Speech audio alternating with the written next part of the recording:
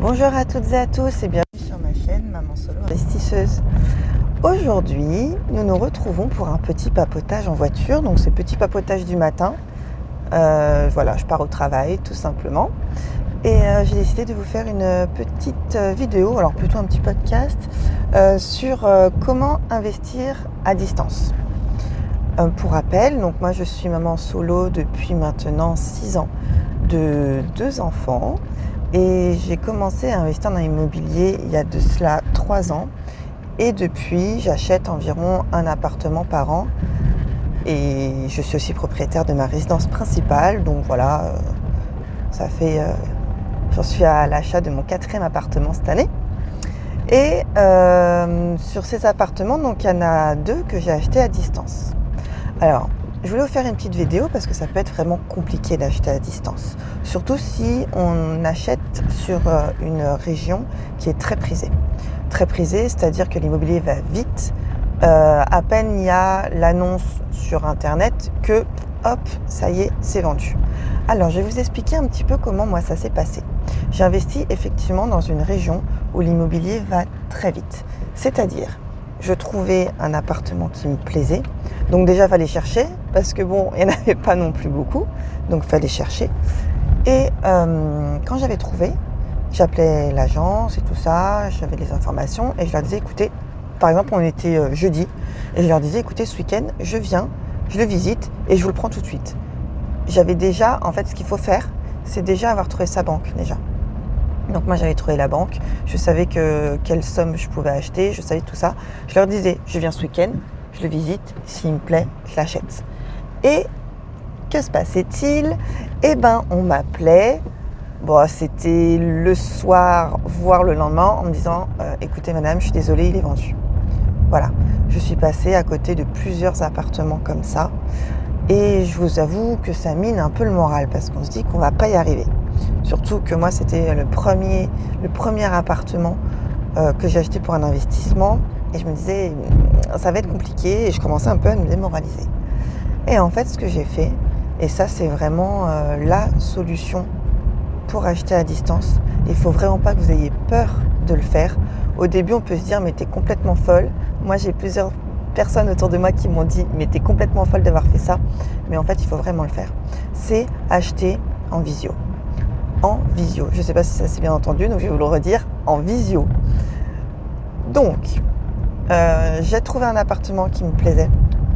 Je demandais une visite en visio, donc à distance, tout de suite, dans l'heure ou dans l'après-midi. Il me faisait la visite en visio. Alors par contre, il faut poser les bonnes questions. Il faut vraiment que quand vous faites la visite en visio, vous demandiez qu'il vous montre avec son téléphone tous les détails, les joints de carrelage, les murs, même l'extérieur, tout. C'est-à-dire qu'il faut faire vraiment comme si c'était vos yeux. Vous devez tout regarder. Et vous l'achetez en visio. Et en fait, vous dites, voilà, ok, moi ça me va, et vous signez le document qui dit que vous voulez l'acheter. Pour cela, je le répète, il faut vraiment que vous ayez déjà trouvé votre banque, la somme que vous pouvez emprunter et que tout soit ok, hein, bien entendu.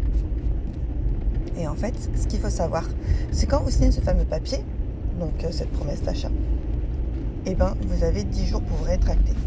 Et c'est là, dans ces 10 jours, que vous allez vous déplacer pour aller le visiter. Vous allez sur place, vous le visitez. Personnellement, moi, j'ai jamais eu de soucis. J'ai toujours été très satisfaite de ce que j'ai vécu. Mais imaginez, vous allez sur place et vous le sentez pas. Vraiment, vous sentez que cet appartement, il y a un souci. Vous voyez de la moisissure ou vous voyez quelque chose qui ne vous plaît pas. Et bien, vous avez 10 jours pour vous rétracter. Et moi, c'est comme ça que j'ai acheté mes 2 premiers appartements. Voilà. Il faut vraiment pas que vous ayez peur. C'est quelque chose qui se fait, que vous pouvez faire. Et c'est pas plus compliqué que d'acheter sur place. Vraiment. C'est plus compliqué que d'être sur place, à regarder l'appartement. Alors, je vous avoue, hein, quand on achète son premier appartement, en plus tout seul, comme moi j'ai pu le faire, quand on a 2 enfants à charge, moi j'avais mes enfants à 100% à charge avec un seul salaire.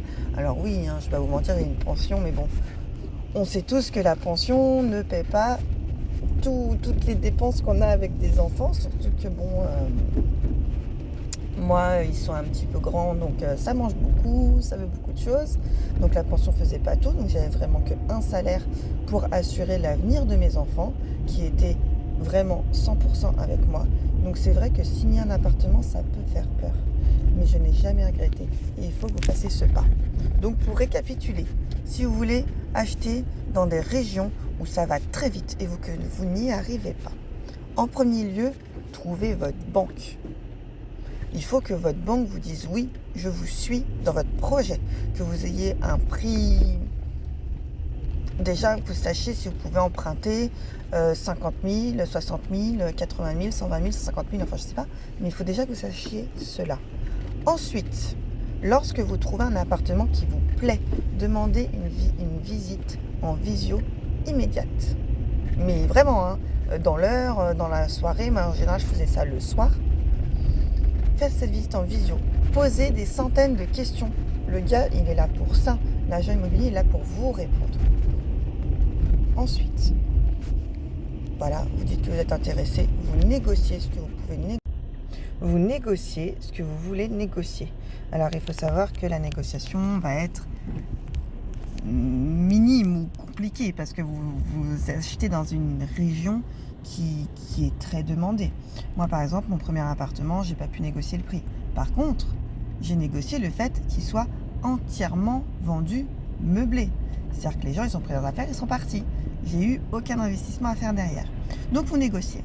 Quand vous avez négocié, vous dites, vous dites que c'est très bien, vous êtes intéressé, la négociation se fait, et vous raccrochez le téléphone.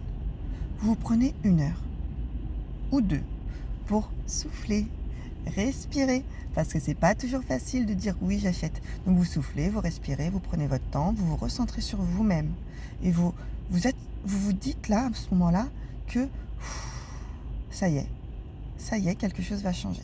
Vous prenez ce temps pour vous. Vous rappelez la personne et vous lui dites oui, c'est bon, j'achète. Vous signez ce papier et l'appartement vous est réservé. Et après, vous avez tranquillement 10 jours pour aller visiter cet appartement. Vous imprégner, voir si tout va bien et tout ça. Vous avez 10 jours, vous êtes tranquille, vraiment, pour aller le voir. Voilà. C'est important de prendre ce temps, c'est important de le faire. J'espère que ce petit papotage en voiture vous a plu. Moi, je suis dans les embouteillages, comme tous les matins. Et je voulais vraiment prendre le temps de vous faire cette vidéo parce que il est important de savoir que vous pouvez le faire. Vraiment. Moi, personne ne me l'a jamais dit.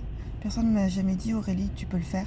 Aurélie, tu as toute cette force, même en étant seule, en ayant divorcé. Et je peux vous le dire, même si vous avez divorcé, vous êtes séparés, vous êtes tout seul avec vos enfants, ou alors vous êtes un célibataire endurci, ou alors je ne sais pas, enfin peu importe votre statut, je vous assure que vous pouvez le faire. Faites-le, faites ce premier pas. Le plus dur, c'est le premier. Après, le deuxième appartement, ce sera plus facile, et le troisième encore plus facile. Vraiment, ayez confiance en vous. Vous êtes fort.